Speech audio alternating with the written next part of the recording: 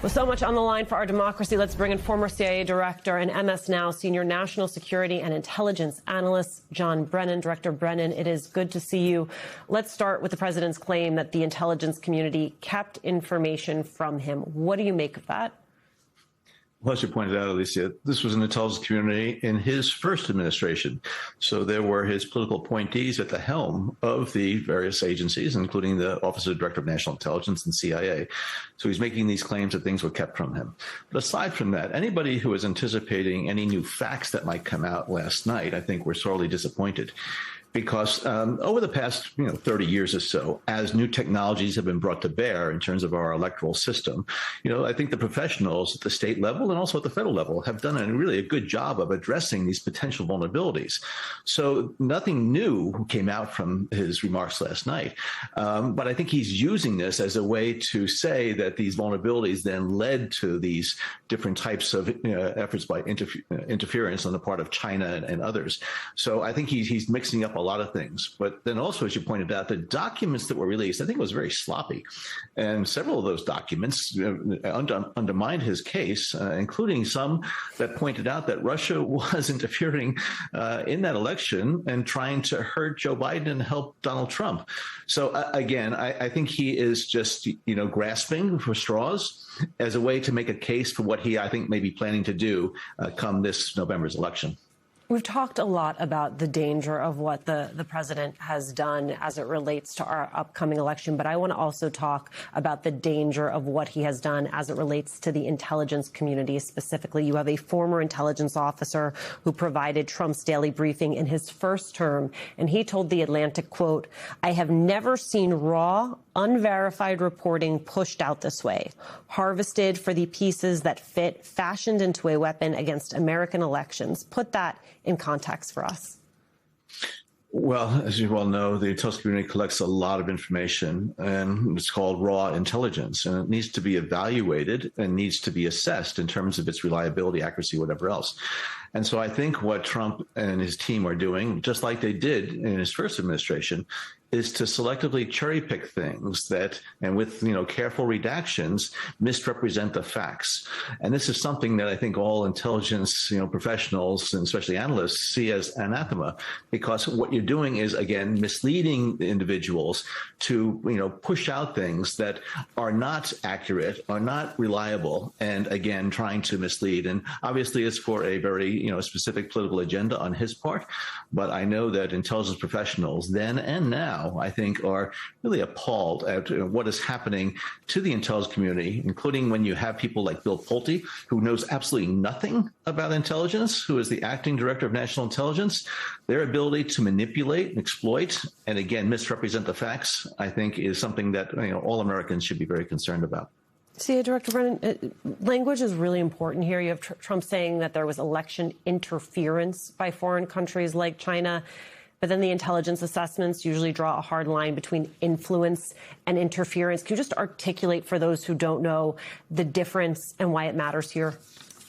Yeah, well, usually when you talk about these sort of interference, it's, to see if they can manipulate somehow electoral systems to affect vote tallies, actively getting into systems and doing things that are going to, again, affect outcomes. Influence operations with, the Chinese and the Russians and others are pretty adept at trying to influence the views, the attitudes of American voters. And we saw back in 2016, the Russians had a very aggressive and multi-pronged effort to try to engage in these influence operations, using bots and misrepresenting who is on social media, whatever else. And so the government is aware of these things and trying to counter it, but actually interfering in the vote system itself, either pulling down, voting capabilities or affecting the outcome and the tallies of votes. That's something that I think, again, the people involved in election security have done a very good job of preventing it. So yes, we know about certain types of vulnerabilities that they're trying, that maybe foreign actors or even domestic actors might try to take advantage of, but there has been a real effort to mitigate those vulnerabilities. And again, I think Trump is misrepresenting what the theoretical vulnerabilities are as a way to maybe take some measures, aggressive measures this November to actually prevent a fair and honest election from happening. Can I ask you, I mean, we often talk about sort of the opportunity cost of his lack of focus, lack of direction. If he and his administration are hyper-focused on China, is it possible that they are then not focusing on other foreign actors like Russia, that in their hyper-focus that they are taking their eye off the actual threat? Yeah, and this is where it really comes down to the intelligence professionals and law enforcement professionals to continue to do their job to make sure that they're looking at all potential opportunities for foreign actors, again, and as well as domestic actors, to try to do something. So, yes, he continues to highlight China. In fact, he claimed, including in the briefing that I gave to him back in 2017, that, it wasn't Russia that was trying to influence the outcome of the election. Maybe it was China. And so, therefore, again, I think he is looking for this, to distract individuals and also appealing to his MAGA base and others to think that there's this great big boogeyman in China that is out to, undermine him. While I think intelligence professionals, again, need to make sure that they're keeping their eyes fully open and assessing all different opportunities that foreign actors might try to, again, influence the outcome of the election by using all different means, whether it be technical or other means, to actually affect the outcome.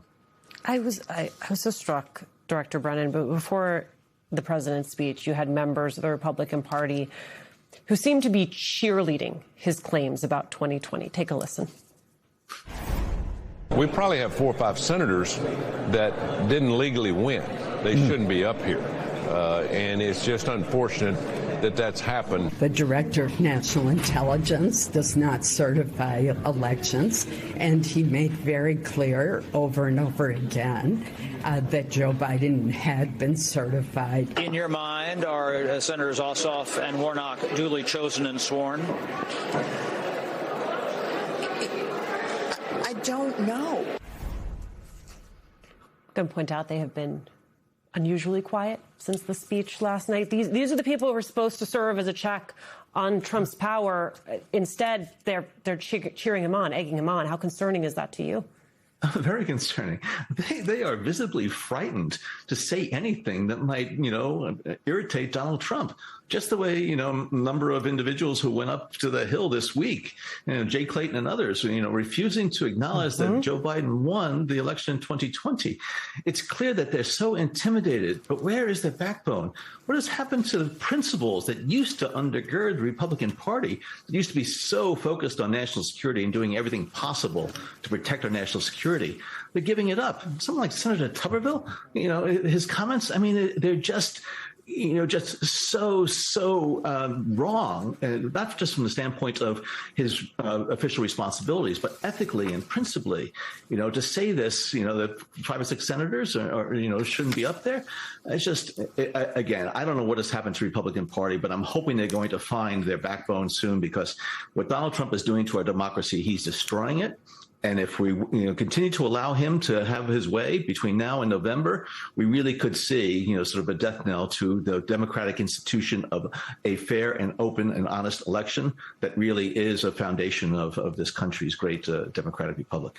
Well, especially because it's not just the legislative body. Can we pull up the photo that the White House comms director posted from last night? You can see who was there front and center supporting the president: Vice President Vance, Acting AG Todd Blanche, DHS Secretary Mark-Wayne Mullen, FBI Director Kash Patel, just to name a few. Notable to me, Director Brennan, you don't see CIA Director John Radcliffe or Acting DNI Bill Pulte. How are we supposed to read those tea leaves about who it is that is carrying the president's water here?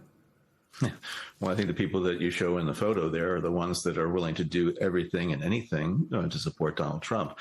So I don't know how to read the absence of some of these individuals. I know that CIA professionals really do not want their intelligence and their mission responsibilities to be exploited and manipulated. I like to think that John Ratcliffe is listening to the professionals who work for him. So I'm hoping, again, there's going to be this bulwark against continued politicization protection, whether it be of the intelligence community, law enforcement, or justice. But I'm relying on those, men and women from throughout this country who populate these institutions that really try to keep this country strong. So, again, when I look at that photo and I see the people who are just groveling to Donald Trump, it is just really quite disgraceful. And I think they should be, embarrassed by what they have done and sacrificed, whatever integrity or principles they once had. They now own this. Director John Brennan, thank you so much for being with us, sir. Thanks, Alicia.